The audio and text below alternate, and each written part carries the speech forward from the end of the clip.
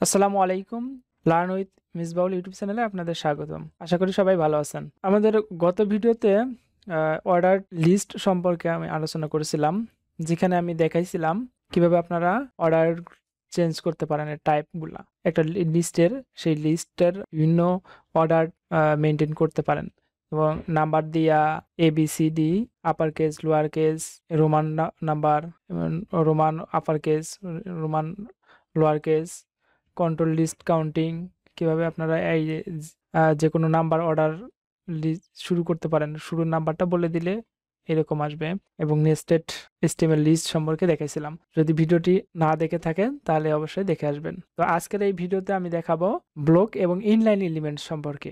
আগের প্রজেক্টটা এখানে রান করা আছে, দেখতে পাচ্ছেন। তো আমি এখানে নতুন একটা ফাইল তৈরি করতেছি, যেখানে আমি 21 নাম্বার দিচ্ছি। এখানে আমি block and inline elements .html এটা আমি দিয়ে দিলাম। এখানে আমি বেসিক স্ট্রাকচারটা তৈরি করে নিলাম। এখানে আমি হচ্ছে টাইটেলটা বলে দিব। টাইটেল আমি বলে দিচ্ছি এখানে ব্লক অ্যান্ড ইনলাইন এলিমেন্টস, এটা আমি বলে দিলাম। এখানে আমি তো এইখানে একটা বিষয় হচ্ছে অনেক ট্যাগ আছে যেগুলা ইনলাইন, আবার অনেক ট্যাগ আছে ব্লক এলিমেন্ট। তো এইসব বিষয় নিয়ে আমরা আজকে আলোচনা করব। HTML এ দুই ধরনের এলিমেন্টস রয়েছে, তার মধ্যে ব্লক এলিমেন্টস এবং ইনলাইন এলিমেন্টস, এই দুটাই আমরা ব্যবহার করি। ঠিক আছে?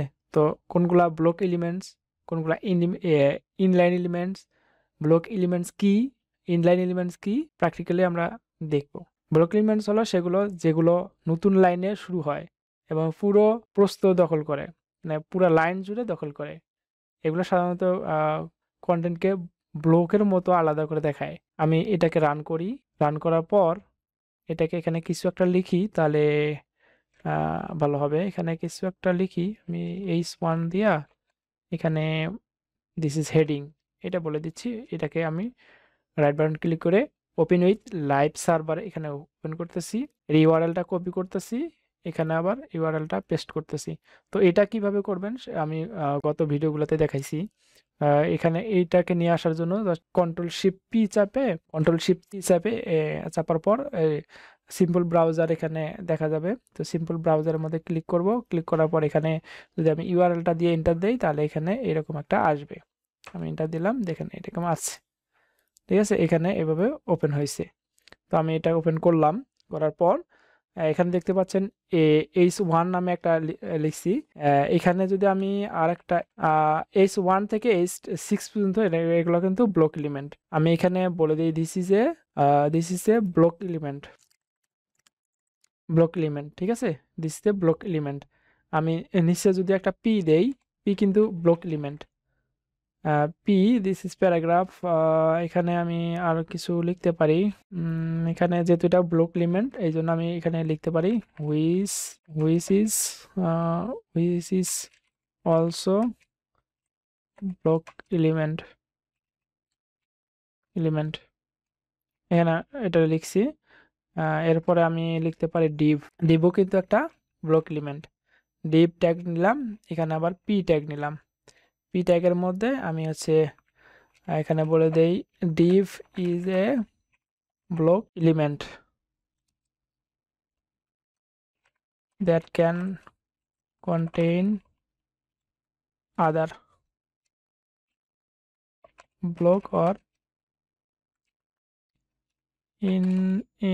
inline elements, এটা আমি লিখলাম।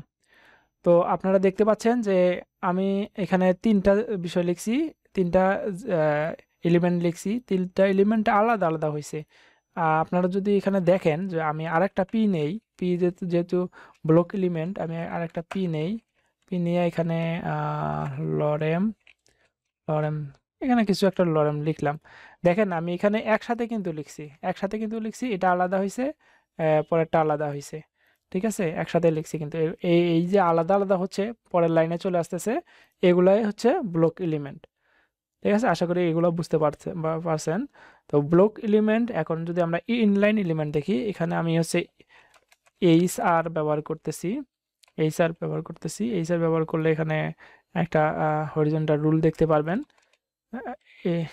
এটাকে আমি সেপারেট করার জন্য এই হিসাবে ব্যবহার করলাম। তো এখানে হচ্ছে ইনলাইন এলিমেন্ট কিন্তু অনেক রকম আছে, যেমন স্পেন আছে, এ আছে, স্ট্রং আছে, ইএম আছে, আইএমজি আছে। এগুলো হচ্ছে ইনলাইন এলিমেন্ট। ইনলাইন কি, আমি যদি এখানে লিখি পরপর নিচে নিচে লিখি, তাহলে এখানে হচ্ছে ওরকম নিচে নিচে যাবে না, পাশাপাশি থাকবে, এই পাশাপাশি এক লাইনের মধ্যেই থাকবে যতদূর পর্যন্ত আমার স্ক্রিন দেখা যায়। তো আমি এখানে যদি একটা কিছু একটা লিখি, দিস ইজ ইনলাইন এলিমেন্ট, এরকম কিছু একটা লিখি। আমি হচ্ছে একটা পি ট্যাগ নেই, হ্যাঁ পি ট্যাগ নেই, একটা ব্লক এলিমেন্টের মধ্যে লরেম 30 এনে নিলাম। আমি এখানে এটাকে ভিউ ক্লিক করে ওয়ার্ড র্যাপ করে নিচ্ছি যেন আমার স্ক্রিন জুড়ে দেখা যায়। তো এখানে আমি এটাকে নিলাম, নেওয়ার পর আমি এই যে অংশটা শেষের মাঝে একটা অংশ আমি স্পেন ট্যাগ নিয়ে এখানে রাখবো। আমি স্পেন দিয়ে এন্টার দিলাম। এখানে এর মধ্যে হচ্ছে ইনলাইন এলিমেন্ট এটা লিখলাম। এটার মধ্যে হচ্ছে কালার আমি হচ্ছে স্টাইল একটু দেই, স্টাইল বোঝার দরকার নাই, জাস্ট কালার রেড দিলাম। তো এই যে আমি এই কালারটাকে সেপারেট করলাম, দেখেন টেক্সটটাকে কালার দিয়া, এটা হচ্ছে ইনলাইন এলিমেন্টের কারণে হচ্ছে। যদি ইনলাইন এইটা একটা যদি ইনলাইন না হইতো তাহলে কিন্তু এটা নিচে চলে আসতো। তো এটা তো আশা করি বুঝতে পারছেন। আমি যদি আরো একটু ব্যবহার করি, যেমন এখানে স্ট্রং ট্যাগ ব্যবহার করতে পারি। স্ট্রং ট্যাগের জন্য আমি এইটাকে আমি স্ট্রং করব। দেখেন এই একটা STRONG, স্ট্রং এর মধ্যে এটাকে আমি ঢুকাবো, এই এই ওয়ার্ডটাকে, হ্যাঁ এই ওয়ার্ডটাকে দেখতে পাচ্ছেন যে এখানে স্ট্রং দেখা যাচ্ছে, স্ট্রং এর একটা ইনলাইন এলিমেন্ট। দেন স্পেন তো ইএম, আর একটা এখানে দেখাই না, ইমফেসিস মানে ইতালিক দেখাবে, বা আই ব্যবহার করতে পারি, আই আই ব্যবহার করতে পারি, আই দিয়ে আমি দিলাম, এটাকে হচ্ছে এর মধ্যে দিলাম, আই ব্যবহার করতে পারি, এই দেখেন এটা হচ্ছে ইতালিক হয়েছে। ইএম ব্যবহার করতে পারি, ইএম এটা ব্যবহার করতে পারি, একই দেখাবে। ঠিক আছে, এখন আমি যদি একটা লিঙ্ক করি, এটা আমি এখানে একটা ফেসবুক নামে একটা ওয়ার্ড লিখি, ফেসবুক, হ্যাঁ ফেসবুকের মধ্যে আমি একটা লিঙ্ক করব। লিঙ্কের জন্য এ ট্যাগ ব্যবহার করব, অ্যাঙ্কর ট্যাগ। এখানে হচ্ছে এই ফেসবুকটাকে আমি মাঝখানে নিয়ে আসতেছি, নিয়ে আসে এখানে আমি হচ্ছে facebook.com, এখানে আমি এটা লিখলাম। ফেসবুকটাকে এখন দেখতে পাচ্ছেন এগুলো কিন্তু ইনলাইন এলিমেন্ট এক লাইনের মধ্যে চলে আসতেছে। আমি যদি এখানে আবার স্পেন ব্যবহার করি, নিচে যদি স্পেন ব্যবহার করি, এটা যেহেতু এক লাইনে এখানে একটা লিখছি, আমি এখানে স্পেন ব্যবহার করি, স্পেন লরেম, এখানে এখানে লিখি this is an inline elements. এটা আমি এখানে যাই ব্যবহার করি না কেন সবগুলা ইনলাইনে এক লাইনে চলে আসবে। আজকের ভিডিওতে আমরা শিখলাম HTML ব্লক এবং ইনলাইন এলিমেন্ট সম্পর্কে। আশা করি এই ভিডিওটি আপনাদের জন্য সহজে এবং অনেক উপকারের হয়েছে। ভিডিওটি যদি ভালো লাগলে লাইক দিন, শেয়ার করুন এবং আমাদের চ্যানেলটি সাবস্ক্রাইব করতে ভুলবেন না।